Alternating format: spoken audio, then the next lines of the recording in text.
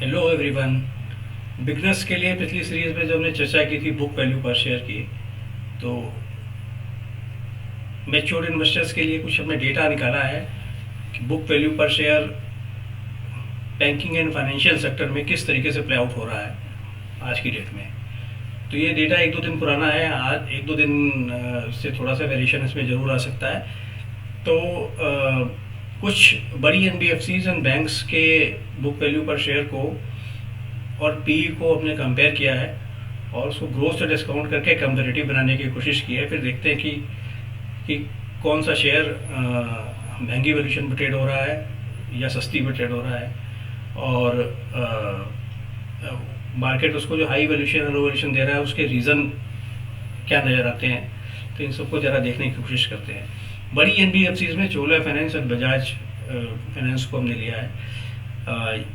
इनका ये अगर टोटल 12 मंथ पी पे देखा जाए तो चोला 32.5 की पी पे ट्रेड कर रही है और बजाज फाइनेंस 35 की पी पे ट्रेड कर रहा है। अब इनका 3 साल का अगर ग्रोथ देगा, ये टॉप लाइन की ग्रोथ हमने यहाँ ली है क्योंकि उसमें उसी ग्रोथ से इसको देखने की कोशिश करेंगे। तो 14% के हिसाब से टॉप लाइन इनकी बढ़ी है 3 सालों की, और 16% के हिसाब से इनकी बढ़ी है। अच्छा, अब जो इनका पी है उसको अगर ग्रोथ से, जैसे मैंने बताया कि उसको फैक्टर इन हमने कर लिया है कंपेरेटिव बनाने के लिए, तो ये 28 का पी यहाँ निकलता है, 30 का यहाँ निकलता है। अब ये 7.36 से बुक वैल्यू पे ट्रेड कर रहा है, 9.39 के बुक वैल्यू पे बजाज फाइनेंस ट्रेड कर रहा है। इसको भी फैक्टर इन अगर कर लेते हैं ग्रोथ के हिसाब से तो 6.42 एंड 8.808 का प्राइस टू बुक पे ये ट्रेड कर रहा है। ये मल्टीपल मतलब इनको बाजार दे रहा है एज ऑफ नाउ।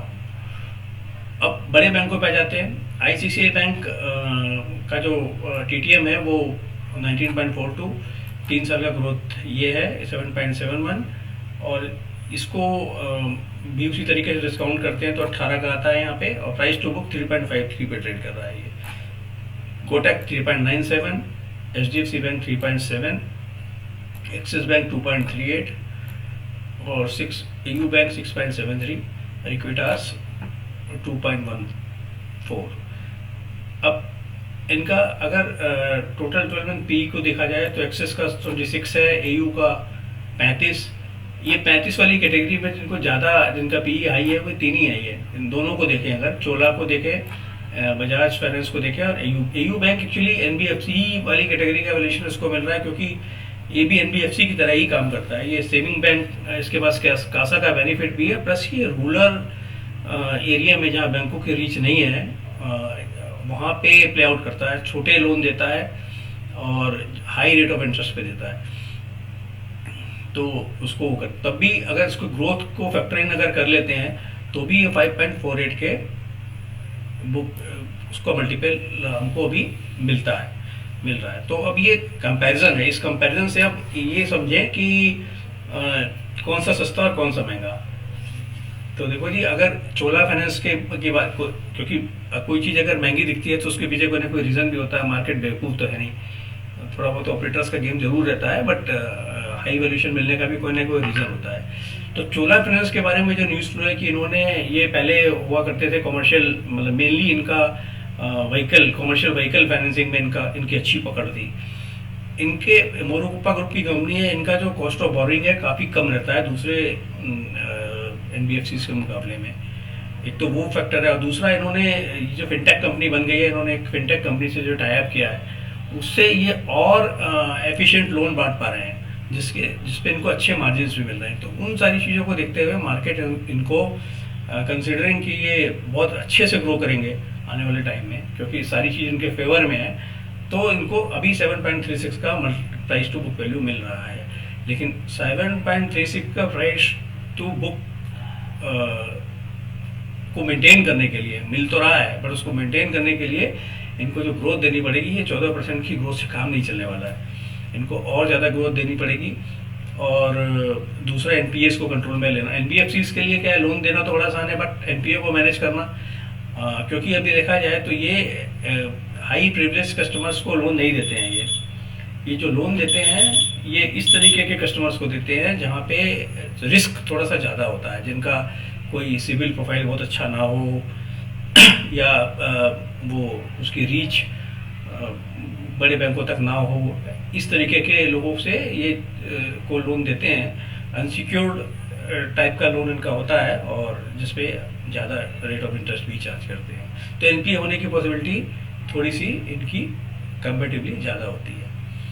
तो बजाज फाइनेंस का देखा जाए तो का जो पोर्टफोलियो है वो काफ़ी सिक्योर है, क्योंकि ये इक्विपमेंट फाइनेंस करते हैं और ज़्यादातर अर्बन एरियाज में करते हैं। तो अर्बन एरिया में लोगों की अर्निंग्स अच्छी होती है, तो वहाँ पे रिस्क पैसे डूबने का थोड़ा सा कम हो जाता है। इसीलिए इनके एनपीए 1% के आसपास होते हैं, चोला के 3% के आसपास हैं। तो 3% का एनपीए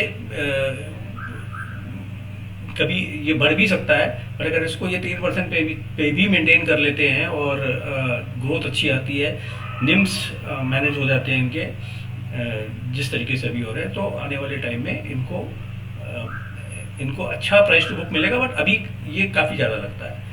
आईसीआईसीआई बैंक को देखा जाए तो 7% की ग्रोथ के साथ 3.53 का प्राइस टू बुक मिल रहा है, जो कि सस्ता तो नहीं कहलाएगा। कोटक बैंक के 10% की ग्रोथ है, उसको भी 3.97 का मिल रहा है। एचडीएफसी बैंक की जो ग्रोथ है वो 10.65 की है, उसको 3.7 का प्राइस टू बुक मिल रहा है। एक्सिस बैंक, यहाँ अपॉर्चुनिटी है, यहाँ इन्होंने यहाँ इनका एक्चुअली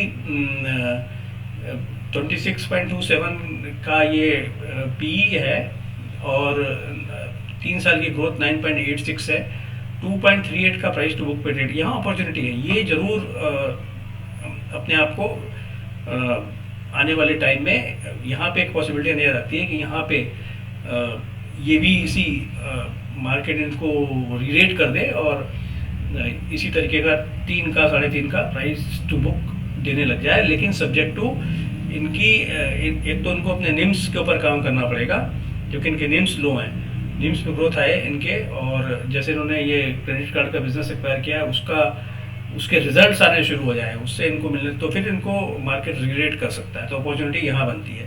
एयू बैंक ऑलरेडी क्योंकि जैसे बात की हमने कि एनबीएफसी की तरह ही काम करता है और इनके पास बैंकिंग लाइसेंस भी है, कासा का बेनिफिट भी है, पर ये कासा का कोई बेनिफिट उठा नहीं पाते, क्योंकि इनको जो लोन बोरो करते हैं ये महंगे रेट पे ही कर पाते हैं। सेविंग अकाउंट पे आप जाओगे तो आपको 6-7% का ब्याज दे देते हैं।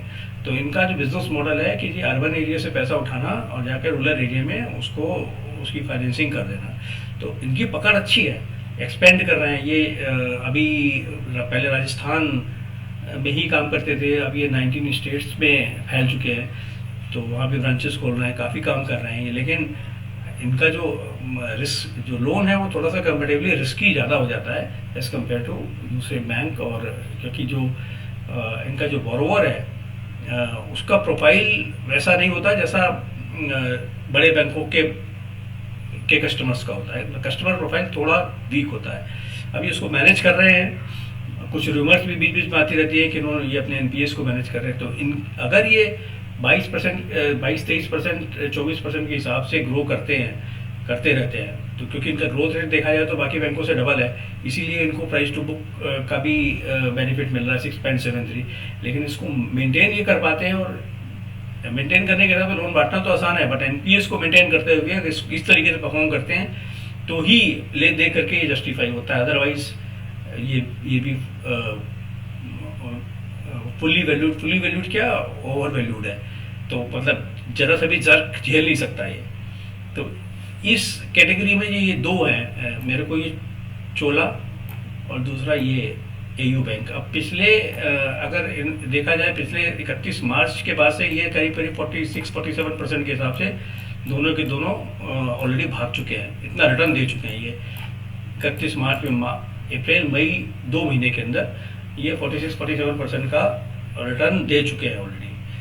और अब इसमें हो सकता है कि इन 2 महीने में एफआईआईस की बाइंग हुई हो, क्योंकि एफआईआईस बाइंग करने से पहले कई बार भाव नहीं देखते वो, मतलब फंडामेंटल्स को उतना नहीं देखते हैं, वो ग्रोथ को ज़्यादा देखते हैं। तो उनको शायद लगता हो कि ये ग्रोथ अपॉर्चुनिटी है इनमें ग्रोथ की, तो इसलिए उनको ये भाव दे रहे हो, गॉड नोस की क्यों दे रहे हैं।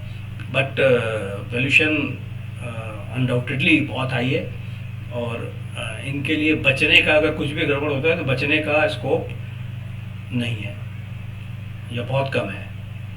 तो बस एनबीएफसी और बैंक से रिलेटेड की बुक वैल्यू से रिलेटेड ये इंफॉर्मेशन थी। तो ये इंफॉर्मेशंस आपको कितनी वैल्यूबल लगी, और इसमें कुछ और एडिशन अगर आप चाहते हैं तो आप कमेंट बॉक्स में कमेंट करके बता सकते हैं। इससे रिलेटेड कोई और वीडियो अगर आप चाहते हैं तो आप कमेंट में बता सकते हैं। आपका स्वागत है। Thank you very much.